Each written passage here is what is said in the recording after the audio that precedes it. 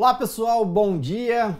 Vamos começar aqui mais uma aula nossa, nessa prática trabalhista, toda quarta-feira a gente aqui conversando a respeito de processo do trabalho. E hoje eu quis trazer um tema um pouco mais palpitante, estou até gravando aqui hoje sentado, quero ver se eu consigo colocar para vocês a minha tela do computador, para a gente ver alguns aspectos relacionados ao ChatGPT. É uma inteligência artificial que surgiu agora no dia 30 de novembro e aí tá virando um reboliço se vai substituir a atividade do advogado, se vai excluir aí algumas atividades. E meu objetivo hoje é bater um papo a respeito disso. Evidentemente que é uma ferramenta muito nova, nós ainda temos muito que evoluir. A minha ideia, evidentemente, não é fazer uma análise científica, até por falta de conhecimento científico da tecnologia, mas é trazer alguns aspectos relacionados ao ChatGPT para a gente verificar se dá sim para auxiliar você na sua advocacia trabalhista. Vamos ver aqui quem está chegando então, para a gente já poder começar a conversar, tratar aqui um pouquinho sobre isso. O Rodrigo está por aqui já, Isildinha, bom dia, Maria Catarina, pessoal tudo chegando para a gente então conversar sobre esse tema. Um tema extremamente relevante, aqueles que estão atualizados, aqueles que buscam então a atualização no seu dia a dia, é extremamente relevante a gente conversar a respeito deste tema. A tecnologia, hoje em dia, ela não fica avessa às atividades nossas. Pelo contrário, ela está a todo momento serpenteando a gente. Hoje em dia, você vai num determinado local que você não conhece, o que você faz? Você coloca no Waze, no Google Maps. Então ele já vai ali com a inteligência artificial, vai te dando o melhor caminho. Enfim, nós já estamos a todo momento convivendo com essa inteligência artificial. Então é importante que a gente saiba de algumas inovações para saber se aquilo é útil para nós ou não. Porque eu tenho visto agora, nos últimos dias, alguns posts do pessoal falando do ChatGPT e simplesmente abominando o ChatGPT. Isso cria uma repulsa, evidentemente, para a gente abrir o ouvido e poder verificar se ele tem alguma coisa boa. Se ele tiver alguma coisa boa, vamos utilizar. Se ele tiver coisas ruins, vamos separar essas coisas ruins. E tudo na vida é dessa forma. Então é importante a gente abrir o ouvido, poder aí pegar o maior número de informações possíveis a respeito desse chat para saber se ele é útil ou não para você na sua advocacia trabalhista. Quando a gente fala de inteligência artificial, e aqui vamos começar então já bater um papo, a Fátima também está por aqui, o Igor, todo mundo chegando aqui para a gente conversar então sobre essa temática extremamente relevante. E repito, hoje estou aqui sentado porque eu quero fazer uma aula diferente, quero abrir a tela do meu computador para a gente ver como é que funciona então essa história do ChatGPT. Quando se fala do ChatGPT, e aí a análise que eles fazem hoje, o ChatGPT é a chamada inteligência artificial generativa. O que é isso, Edson? É a possibilidade que a máquina tem de criar. Então ela, com base, ou lá, diante de diversos dados, ela tem capacidade de criar uma solução e aprender. Então ela vai evoluindo cada vez mais com o tempo.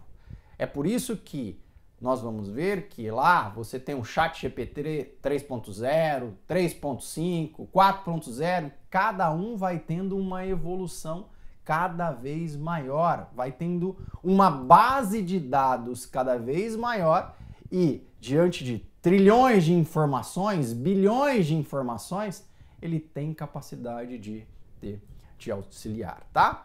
Mas aqui para a gente entrar então nessa conversa já de imediato, não vou ficar aqui enrolando vocês, queria só destacar um ponto inicial.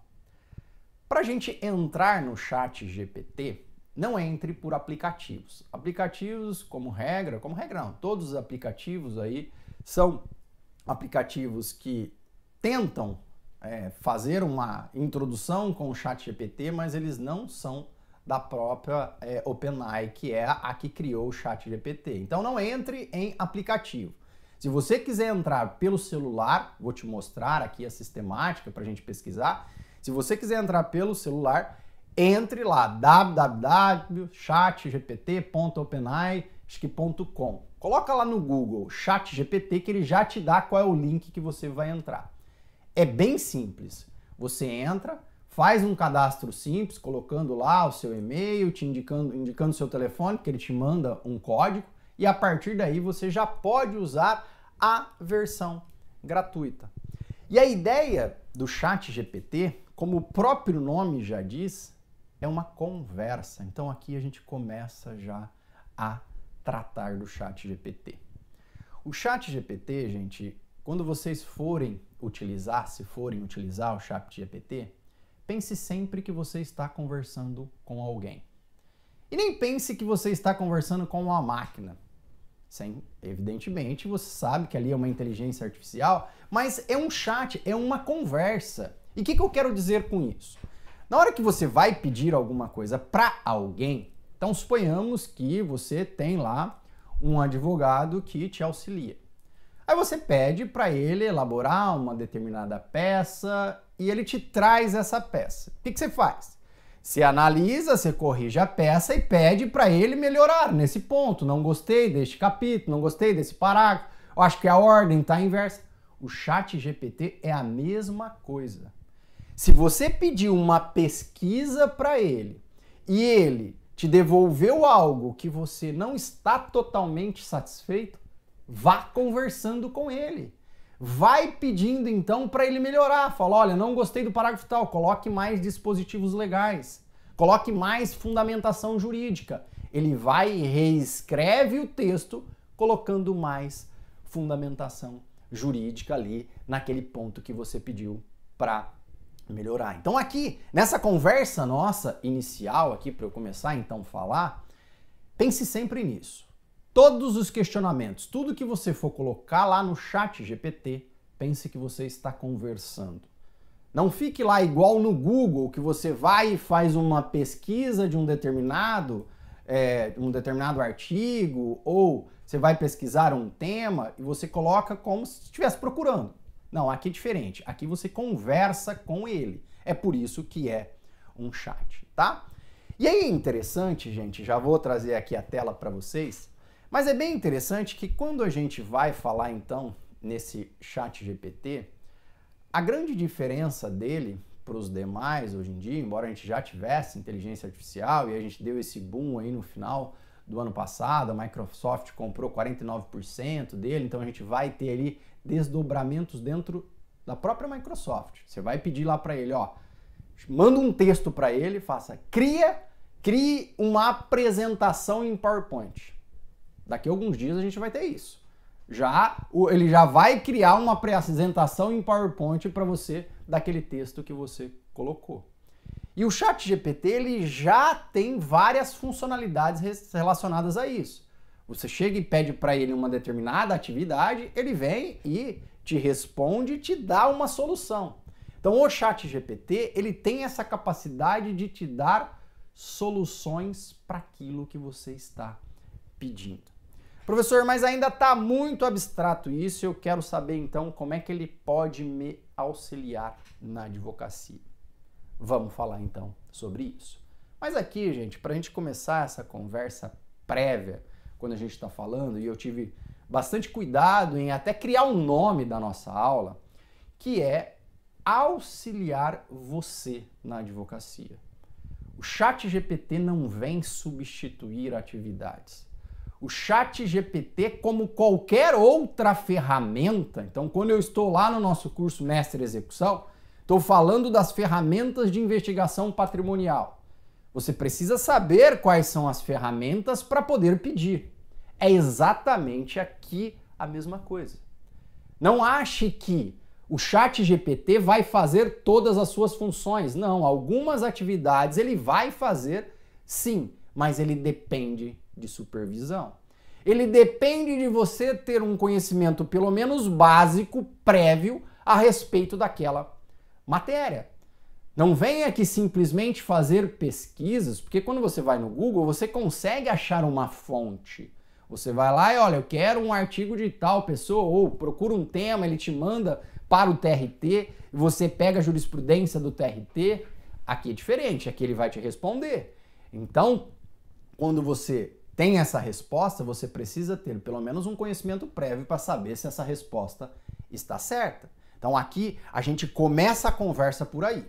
Ele vem para te auxiliar, ele não vem para te substituir, tá bom? Então já vamos começar a conversa por aí para facilitar o que acontece, até porque ele é uma ferramenta e ele erra também, tá? Mas vamos lá na tela, eu quero então aqui criar algumas coisas, falar algumas coisas para a gente ver como é que pode funcionar o ChatGPT.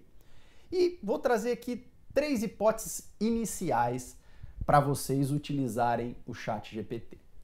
Primeira coisa, para aquelas pessoas que não conseguem resumir, não são sintéticas, são prolixas.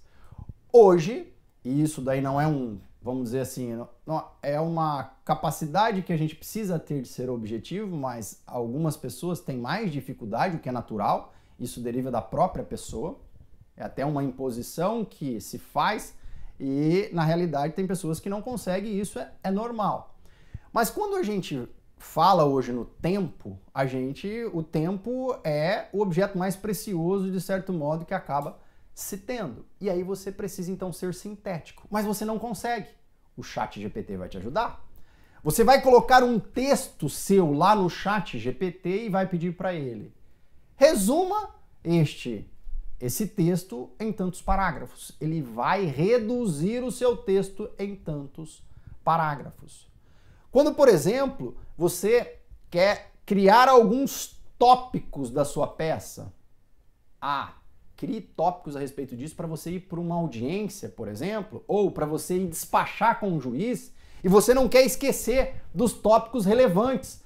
Você joga a sua peça dentro do ChatGPT e aí você fala para ele, crie tópicos relacionados a essa temática. Ele vai lá pontuar aquilo que é mais interessante. E claro, você vai olhar, vai corrigir e falar, não gostei disso. Melhora esse daqui. Ele vai e melhora. Fala, olha, você só colocou 5 tópicos. Eu quero que você traga 10 tópicos. Um outro exemplo que dá para usar de forma bem interessante é nos memoriais. Memoriais, quem estuda comigo lá nos recursos, lá no Mestre em Recursos Trabalhistas, eu falo que memoriais tem que ter no máximo 2, 3 páginas estourando. Alguns dizem que precisa ter uma página só. E é até melhor que tenha uma página só. O que você faz? Você fez os seus memoriais, não conseguiu enxugar muito. Vai lá, coloca no ChatGPT a sua peça e fala, resuma essa peça em tantos parágrafos ou numa página. Ele vai vir e vai resumir, aí você vai dar uma olhada para ver se está ok. Ele vai então te auxiliar nessas hipóteses, principalmente de criar tópicos, fazer resumo, melhorar o seu texto, porque o português dele é excelente. Então você vem e fala, corrija de forma ortográfica o meu texto. Ele vem e corrige. Mas a Microsoft já faz isso. Como regra, não. Algumas coisas acaba passando, né? E ali no texto dele ele acaba saindo mais limpo. Mas vou mostrar para vocês na tela. Eu já fiz algumas pesquisas prévias, até para que não tenha ali nenhum travamento do sistema, porque como é muita gente hoje, tem mais de 100 milhões de pessoas já acessando, pode acontecer de travar. Então, para não travar aqui ao vivo, eu fiz algumas coisas, mas depois a gente vai colocar aqui para a gente ir seguindo, tá? Então vamos lá na tela, vamos ver se vai dar certo aqui o que eu estou propondo para vocês. Vamos lá, vocês estão vendo a minha tela aí, tá? Eu peguei uma peça minha, uma parte de uma peça, e aí coloquei assim, sou advogado. Então eu estou me apresentando lá, sou advogado. Resumo o texto em 3 parágrafos. Eu errei aqui, coloquei parágrafo, mas 3 parágrafos. E aí trouxe aqui o que eu tinha escrito na minha peça. Peguei um pedaço da minha peça. O ponto central da controvérsia de respeito à existência do vínculo entre trabalhador falecido. É um parecer que eu dei num processo judicial, isso daqui. E aí fui falando então aqui dos aspectos do reconhecimento do vínculo, tinha uma discussão se o rapaz trabalhou ou não naquela localidade, era numa determinada chácara. Então trouxe aqui um pedaço da minha peça. Trouxe aqui então um pedaço da minha peça. O que eu falei para ele? Pedi para ele resumir em 3 parágrafos. O que ele fez? O texto em questão trata de uma controvérsia trabalhista que gira em torno da existência ou não de vínculo empregatício entre um trabalhador falecido e a reclamada. Para que se caracterize a relação de emprego, é necessário que preencha. Ele trouxe em 3 parágrafos aquilo que eu tinha falado. Ficou beleza?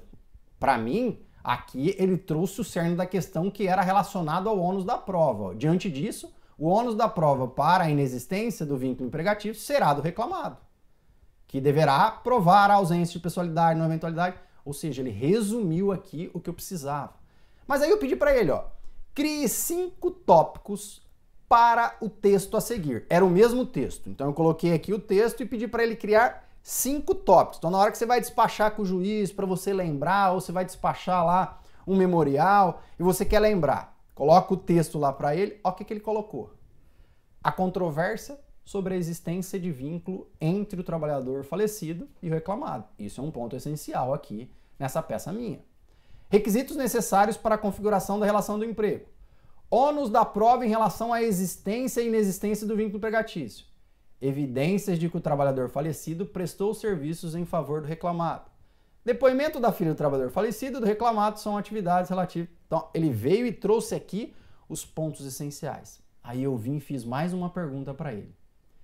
Explore o item 3. Gostei do item 3, ônus da prova. Me fala um pouco mais sobre esse item 3 aqui. O que você quer com esse item 3? Aí ele vem e vai trazendo, gente, os requisitos da relação de emprego. Então lá, a pessoalidade se refere à exigência de que o trabalho seja prestado pelo próprio trabalhador, sem que possa ser substituído por outra pessoa, sem anuência, parará. Então ele vem e já me traz aqui esses 3 itens. E aí eu fiz uma outra pergunta. Repito, eu tô aqui, esse daqui eu já tinha feito, eu vou fazer mais perguntas aqui pra gente ver, tá? Aqui é só para não ter problema no sistema. Eu disse o seguinte, olha essa pergunta que eu fiz para ele. Como aqui eu falei que o ônus da prova era da reclamada, olha a pergunta que eu fiz para ele. Considerando os textos anteriores, quais perguntas sugere para eu fazer em audiência para demonstrar que não existe o vínculo de emprego? Então aqui, pensando que é a reclamada, então já que é ela que tem que provar. Aí ele vem e diz, como sou um modelo de linguagem de inteligência artificial, eu não posso fornecer aconselhamentos jurídicos em caso específico, em caso particular. No entanto, posso sugerir algumas possíveis perguntas. E aí ele vem e traz algumas possíveis perguntas. O trabalhador falecido prestava serviço para outras empresas ou empresas além do reclamado? Ele fornecia suas próprias ferramentas e equipamentos para executar o trabalho na chácara? Ele recebia ordens específicas e diretas do reclamado, ou seja, ele está ali buscando indícios de subordinação, não eventualidade, onerosidade. Ele traz várias perguntas. Aí suponhamos que aqui você de repente gostou dessa aqui, Ele tinha o direito de recusar tarefas ou trabalhos específicos? Vamos ver se agora vai estar aberto aqui, porque eu abri agora há pouco, vamos ver. Faça mais perguntas relacionadas ao item 7 anterior. Olha do jeito que ele responde, gente. Fiz a pergunta, ele já vem aqui e ele já começa a responder. O senhor Inácio recebia alguma remuneração pelo trabalho que realizava na chácara do reclamado? O senhor Inácio tinha horários fixos, ele podia... Ele vem e começa a explorar um item que eu falei. Então aqui, então lá você está indo para uma audiência. Então todas as perguntas estão certas que ele está falando? Claro que não, ele está te dando uma ideia. Ele está aqui para te auxiliar. Então ele vem e pode acontecer de ser uma pergunta ruim, mas tem várias sugestões interessantes que ele pode então aqui te trazer. Suponhamos que você tem um caso, fala assim, sou advogado. Então é bom você avisar, porque você está começando a conversar com ele para ele poder entender, né? Tenho um caso sobre assédio sexual realizado por colega da minha cliente. Já entrei com o processo judicial. Quais perguntas sugere que eu faça em audiência? Então ele vem aqui, então você vem e pede algumas sugestões. Perigoso ele falar que, olha lá, algumas perguntas que você pode fazer para obter mais informações é: quando e como ocorreu assédios sexuais relatados pelo cliente? Qual era a posição e o cargo ocupado pelo colega assediador em relação ao seu cliente? Houve testemunhas dos assédios? Seu cliente sofreu? Então aqui ele vem e começa a te trazer algumas perguntas. São todas excelentes? A minha versão aqui, o pessoal está perguntando, é a versão gratuita, não é a versão paga, tá? Então ele vem, gente, e vai trazendo aqui, e percebam, é imediato. Tudo que você pergunta aqui é imediato. E aí, então, eu vou aqui pedir para ele, então suponhamos que, nós já falamos aqui, então, da audiência. Então, alguém quer dar alguma sugestão aqui, aí a gente vai colocando. Então, eu vou pedir para ele, por exemplo, faça outras perguntas. Faça mais 5 perguntas sobre o tópico anterior. E aí ele vem e vai te trazer lá. E ele responde assim, gente, ó. Claro, aqui estão mais 5 perguntas relacionadas ao tópico anterior. Como seu cliente se sentiu em relação ao assédio? Então ele vem, gente, e vai respondendo imediatamente aquilo que você questionou. E é bem interessante, então aqui quando você, por exemplo, quer fazer uma alteração nas suas peças, você coloca a sua peça e pede para ele então lá fazer o resumo e identificar quais foram as alterações que ele fez. Ele pega e te mostra quais foram as alterações que ele fez. Mas percebam, gente, que tudo que eu tô falando aqui, eu tô falando para você colocar um texto e pedir para ele te auxiliar. Não tô falando para você entrar aqui e falar para ele, olha, eu tenho um caso tal, faz uma reclamação trabalhista para mim. Se você colocar isso, ele vai fazer uma petição inicial, mas não vai ser uma petição inicial boa. Então vamos lá, então aqui. Vou aqui colocar para vocês, então. Ó. Faça uma reclamação trabalhista. E aí você coloca vários temas lá. Trabalhista, que o senhor João trabalhou para a empresa ZAC de 20/2/2020 a 20/3/2022 como pedreiro. A jornada era das 6 às 18 horas. Então aqui você pede para ele fazer isso. Isso eu não gosto. Isso eu não gosto porque ele vai fazer, só que não é legal. Aqui me parece que ele não é utilizado para isso, o chat GPT, tá? Olha lá, ele já começa. Ilustríssimo senhor, ao invés de colocar excelentíssimo, juízo e tal. Mas ele vai e te dá uma noção básica. Eu, particularmente, acho que o chat GPT não deve ser utilizado para isso. Porque aqui, primeiro, se você está colocando isso, olha lá, ele até abriu uma preliminar de gratuidade de justiça. Reclamante atualmente desempregado, não possui condições financeiras para arcar com os custos processuais e honorários. Mas olha lá, ele cita a lei 1060. Ele aqui, nessa sistemática, não é interessante porque nós já sabemos que o CPC tem essa informação. Então aqui, se você quiser utilizar, você precisa, então, evidentemente, ter uma ideia básica, você precisa ter um conhecimento sobre isso. Não me parece relevante ou, na verdade, útil utilizar para isso o ChatGPT. Mas aqui o que gera uma curiosidade muito grande, gente, olha a velocidade que ele vai criando a petição. Olha a velocidade que ele vai... Eu estou deixando aqui para vocês verem. Ó. Ele vai lá, ó, reclamante, trabalhou para reclamado por mais de um ano, tenta... Então ele vem e... De acordo com o que eu coloquei, ó, a data, a função, o valor mensal ele já deixa aberto para o salário. Então ele veio e colocou. Diante do exposto, acabou aqui. O que você faz se ele parar? É só você colocar continue. Continue que ele vai, porque ali como o texto é muito grande, Ah lá, ele vem e começa a fazer aqui os pedidos, tá?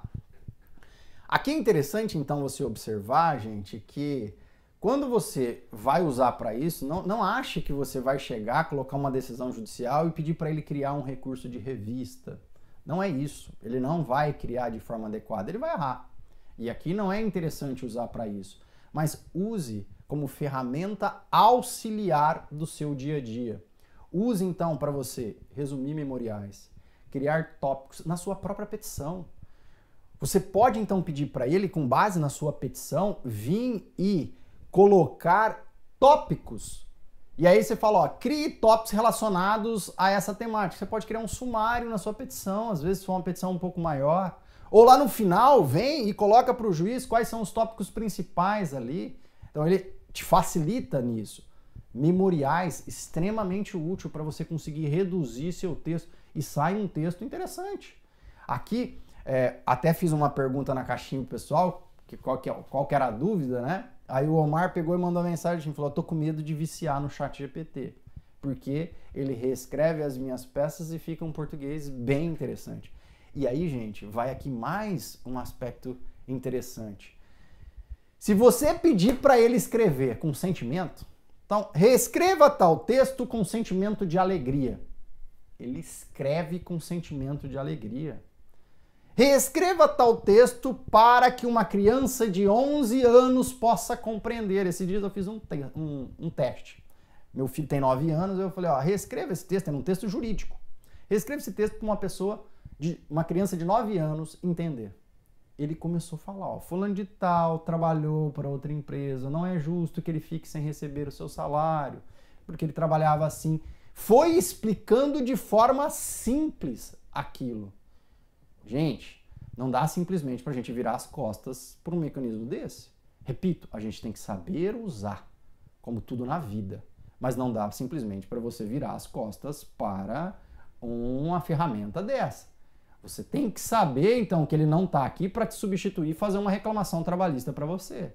Ele não está aqui para fazer um recurso ordinário para você, mas ele está aqui para melhorar o seu recurso ordinário. Você não está conseguindo evoluir numa temática. Você vem e, a respeito daquele tópico que você escreveu, melhore isso para mim. E aí você vê se ficou bom.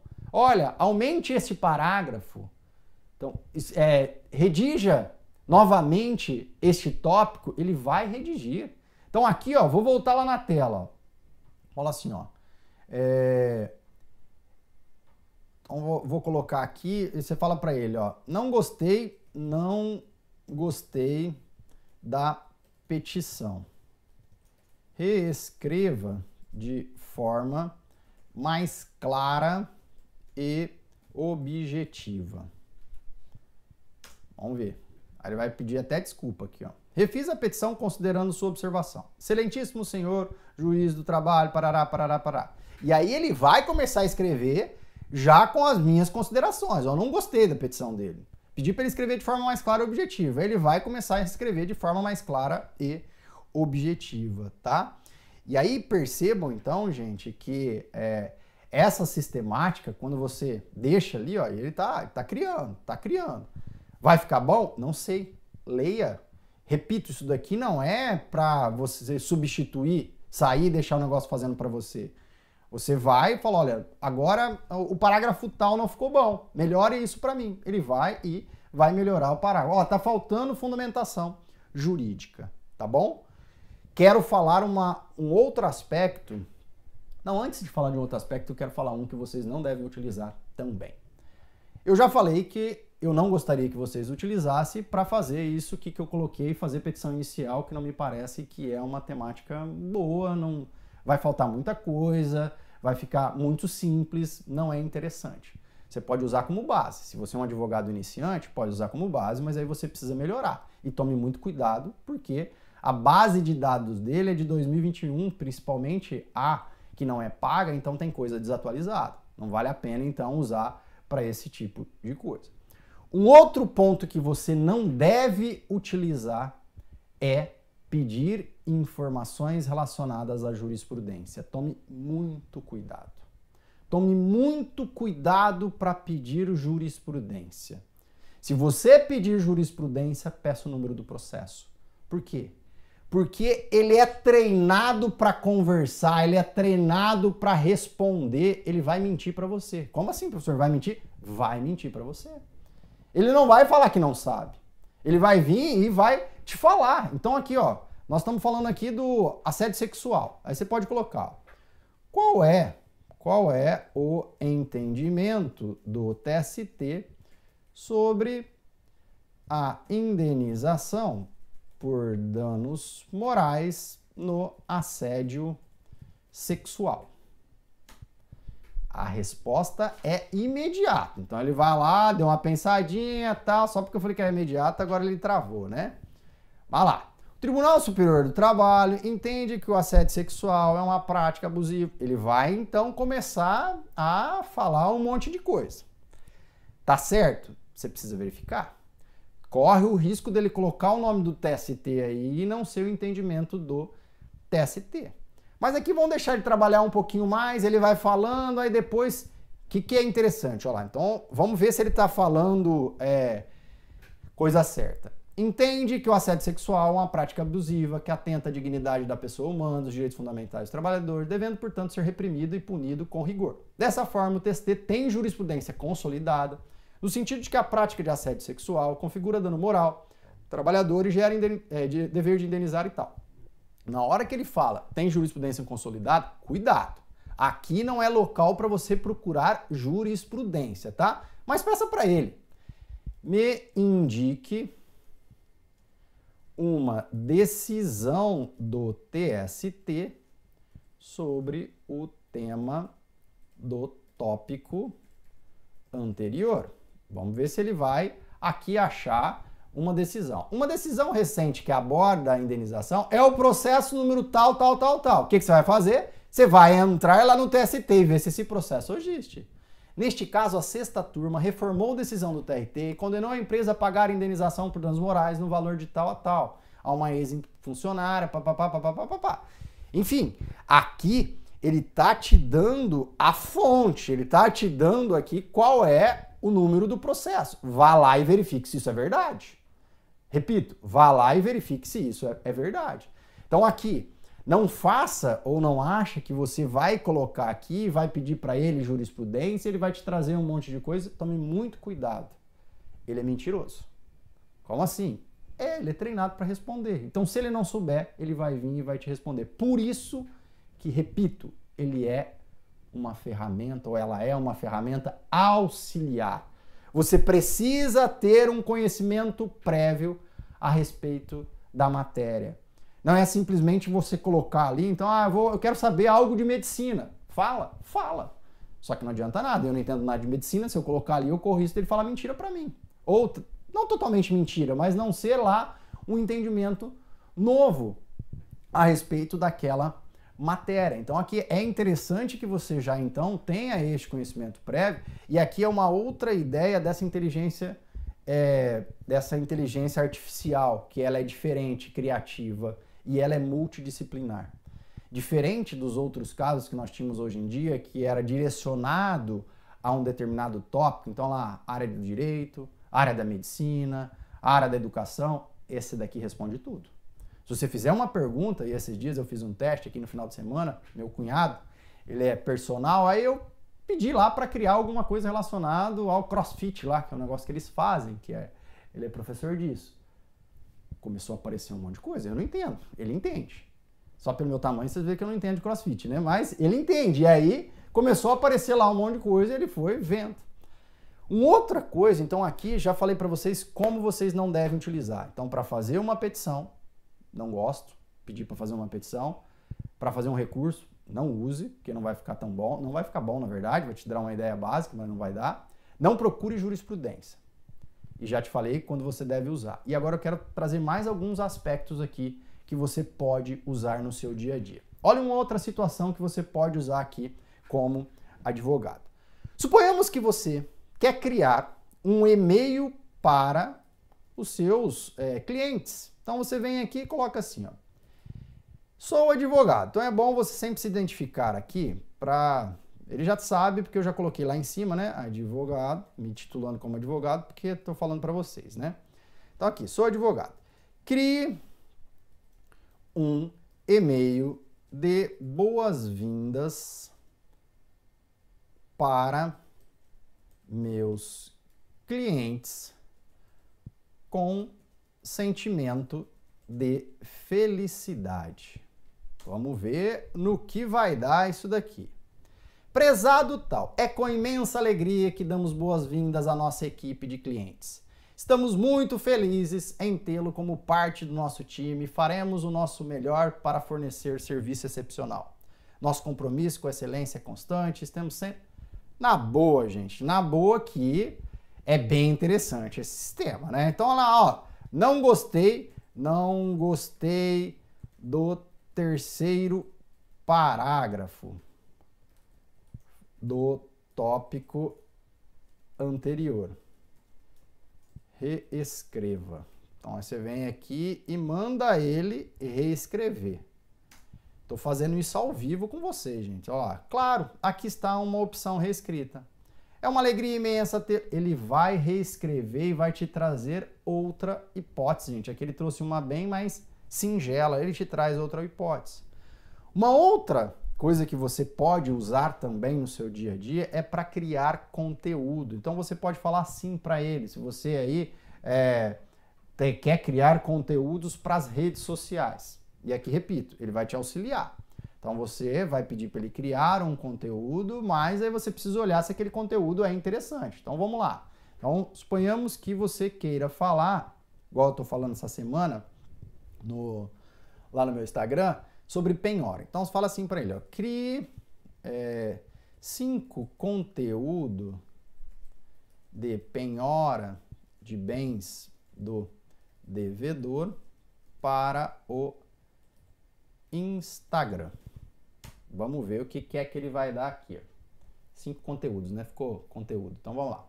A penhora de bens do devedor é a medida judicial que visa garantir o pagamento da dívida digital. Não é algo para ser comemorado, mas sim uma forma de garantir justiça e equilíbrio em relações comerciais. Ele vai trazendo, então, aqui, gente, posts que te chamam a atenção. Então, tá bom, tá ruim? Olhe, leia, verifique. Você fala, não, então acho que... sabia que a penhora de bens pode ocorrer em diversas situações, como execuções fiscais, trabalhistas e cíveis? É importante sempre... Explore o item 2 para as execuções trabalhistas. Vamos ver o que ele vai dar aqui, ó. As execuções trabalhistas são processos judiciais utilizados, enfim, ele vai aqui começar então a te dar mais informações e aí ele fala para você algumas informações importantes que podem ser exploradas no contexto das execuções trabalhistas. Tipo de bem penhoráveis, ordem de preferência. Ele vem e te traz, então, gente, limite de penhora, existem limites de penhora do devedor, como, por exemplo, em relação aos imóveis. Olha lá, aqui ele até inventa alguma coisa, 50% aqui, não sei onde ele achou, né? Mas, enfim, aí você tem que vir e corrigir. Até esses dias eu fui fazer uma pergunta de penhora de salário para ele começou a falar lá algo que eu não concordava. Eu falei, acho que você está errado. O TST não entende mais desse jeito, não. O TST hoje admite a penhora de salário e tal. Realmente, desculpa, estava desatualizado, é isso, e ele pega e traz. Enfim, gente, o meu objetivo hoje aqui, nessa aula, foi o seguinte, falar para vocês que o ChatGPT, que está aí, não veio para substituir a sua atividade de advogado, não é isso. Não veio para fazer sua reclamação trabalhista, seu recurso ordinário, seu recurso de revista, seu agravo de petição, as grandes peças não veio. Mas ele é uma ferramenta que não vale a pena virar as costas para ele.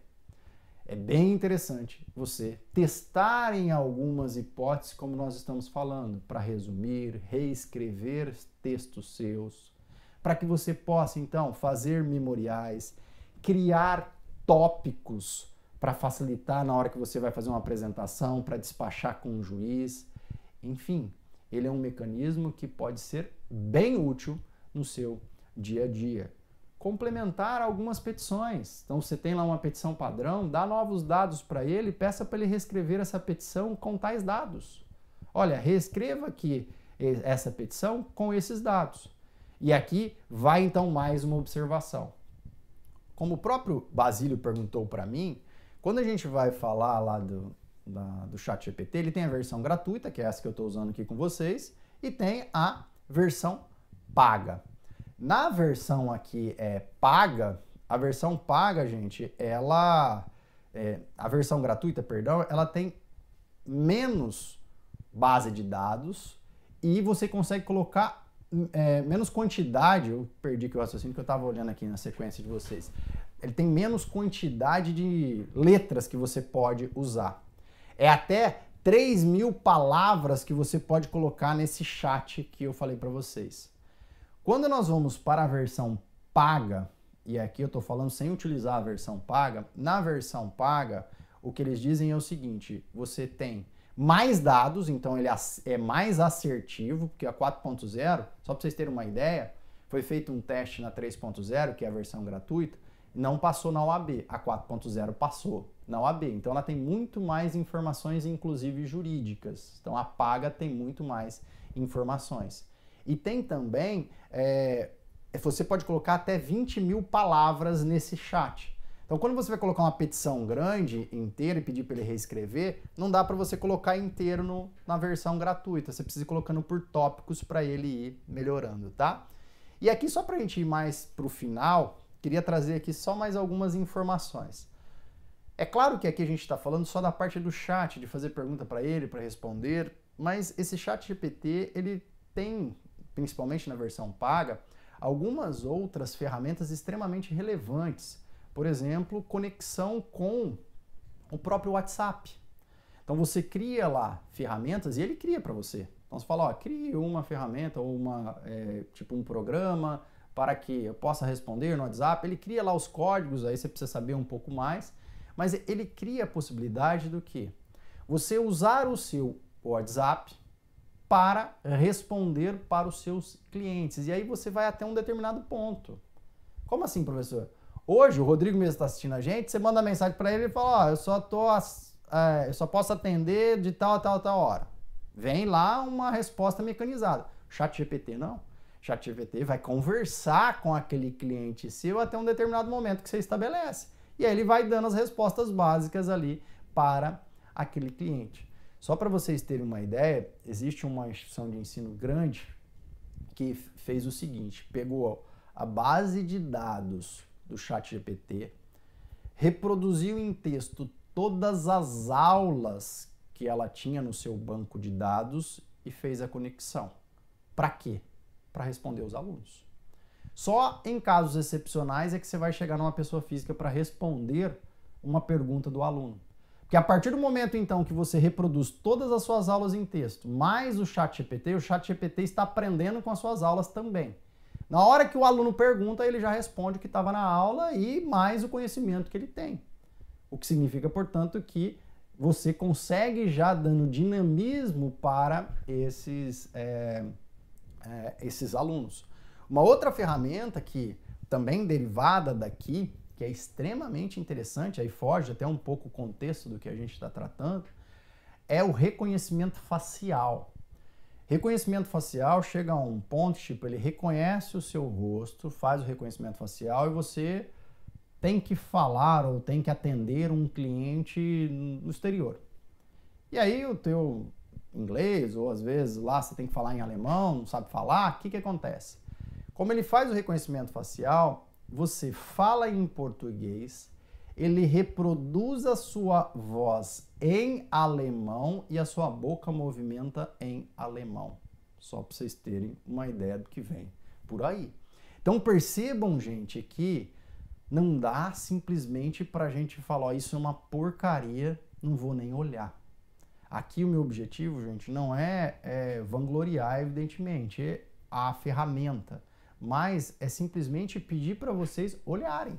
Simplesmente sejam curiosos e vejam se dá para te auxiliar no dia a dia, porque me parece que dá para auxiliar em diversos aspectos na advocacia, mas repito, não como um processo de criação das peças principais. Combinado? Deixa eu ver aqui o que o pessoal achou hoje da aula. Queria aí saber, falei, né, de um tema tão novo, tema aí de 30 de novembro, e a gente já aqui trazendo aqui para vocês, ó. Cria uma petição de uma reclamação com os seguintes pedidos. Se está trazendo as fundamentações legais, sumo de jurisprudência. O Arnaldo aqui pegou e colocou. Eu fiz esse teste, coloquei aqui algumas informações, falei para vocês que não gosto muito dessa opção, embora ela faça. Faça, tem alguns erros que ela acaba cometendo, você vai ter que pedir explorar mais. Então eu prefiro você colocar a sua peça e pedir para ela reescrever, que eu acho que é mais interessante, tá? O Marco aqui pergunta se o meu é gratuito, o meu realmente é o gratuito, tô fazendo aqui o teste no gratuito, tá? Olha lá, o Alexander falou que usa muito essa ferramenta e ajuda demais. Então aqui, olha lá, o Rodrigo ficou de boca aberta, realmente, Rodrigo, é muito diferente para nós mortais. O que eu quero dizer com mortais? A gente que não tem conhecimento da inteligência artificial. Porque para essas pessoas que estão aí acostumadas e já vem evoluindo, diz que a inteligência artificial vem desde a década de 50, vem evoluindo e mais agora depois de 2000. Então, muitas ferramentas eles já tinham ciência, até essa sistemática aí no ChatGPT não é de novembro, já tinha essa OpenAI, acho que é de 2019, salvo engano, 2017, e agora que deu esse boom porque ela criou um mecanismo muito simples para nós mortais poder conversar com ela. Porque antigamente era tudo muito mecanizado, mas já existia. Acabei de falar para vocês ali do próprio sistema do Waze, que você pede para ele ir, ele já procura o melhor lugar, faz um caminho, vê se o trânsito está muito cheio naquele, cada hora ele te dá uma rota. E aqui outro aspecto interessante é isso, gente. E é uma dificuldade que está tendo até na academia. Primeiro que você não consegue falar que teve plágio porque você não tem ali um criador propriamente dito, né? E segundo que se você fizer a mesma pergunta que eu, no seu login vai sair diferente. Não vai sair a mesma coisa que sai no meu. Então lá na hora que você fizer uma pergunta que eu fiz aqui e você colocar aí no seu, vai sair diferente. Então ele, para cada estilo, e até você, na hora que você refizer a pergunta, ele vai dar outra resposta. Então cada hora ele traz uma resposta diferente, tá? O professor faz uma aula para o mestre dos recursos usando o ChatGPT. Alexander, muito boa. Essa aula nós vamos colocar lá, então todas as aulas nossas, agora aqui do canal do YouTube, porque aqui ela fica pouco tempo, depois a gente tira, mas todas as nossas aulas de quarta-feira que a gente está fazendo, seja os alunos do mestre em recursos, seja os alunos dos mestres em execução, vão ter acesso às aulas. Nós criamos lá um campo, um módulo lá dentro do próprio curso, e aí ali você vai ter acesso a todas essas aulas, tá bom? Ó, a Giovana aqui, nunca usei, mas agora fui convencida. Vou tentar usar para finalizar o roteiro da audiência de amanhã. Show de bola. Eu acho assim que para audiência, roteiro da audiência, você traz ali a sua peça e pede para fazer algumas perguntas sobre aquilo. Repito, gente, você precisa supervisionar. Mas ele vai te dar ideias bem interessantes e a partir daí você consegue então evoluir naquelas perguntas, pedir para ele evoluir, você consegue então ir conversando com ele, melhorando e me parece que é possível sim te auxiliar na advocacia, tá? Hoje meu objetivo, portanto, foi só pedir para vocês não simplesmente criarem uma aversão. Quando a gente vê algo novo, a primeira coisa que a gente faz é criar uma aversão àquele sistema. Quando chegou o PJE, a gente queria morrer com o PJE. Hoje a gente não vive sem o PJE. Eu me recordo, até quando a gente estava lá em palestras no PJE, o pessoal queria matar aquela ideia de PJE, onde já se viu. E aí era até engraçado, teve uma certa palestra que eu fui, não me recordo, o desembargador que falou, e ele falava lá dos pergaminhos, lá atrás, né, quando foi criado o livro, aí na hora que o cara abriu o livro, ele abria o livro e fechava, ficava com medo que ia ter ali dentro do livro, porque antes era só uma folha de papel. Então na hora que faz um livro, vira, o que tem aqui dentro desse negócio? Então eu já ficava com medo. No PJE era muito parecido, né? Na hora que veio a audiência agora, telepresencial, a gente assustou. Hoje a gente fica brigando para ela voltar, né? Em diversos aspectos. E é a mesma coisa que está acontecendo agora. Então, simplesmente, gente, não quero aqui falar que é a melhor coisa do mundo. Não acho que serve para tudo. Mas para alguns aspectos é relevante. Vale a pena você olhar. Tá bom? Pessoal, aí, obrigado pela atenção de vocês. Eu acho que é sempre um prazer estar aqui sempre falando com vocês a respeito de processo do trabalho. Hoje uma aula um pouco diferente, né? Deixa eu até aqui ver se o pessoal mandou mais algum questionamento, que parou aqui o meu chat. E aí só ver aqui.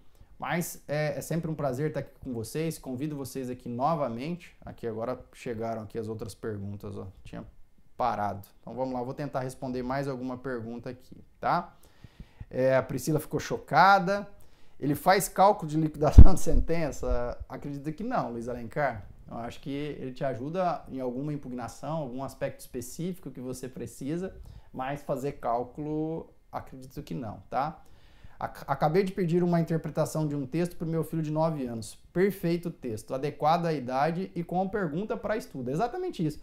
Até outro dia eu estava assistindo, acho que foi uma live que eu assisti com o Rafael, e ele falava exatamente isso, que a esposa dele estava com dificuldade de explicar um assunto lá de ciência para o filho, aí colocou no chat GPT, explique tal tema para uma criança de tantos anos. E aí ele vem e explica, é impressionante. Então, assim, para o nosso dia a dia é bem interessante, tá?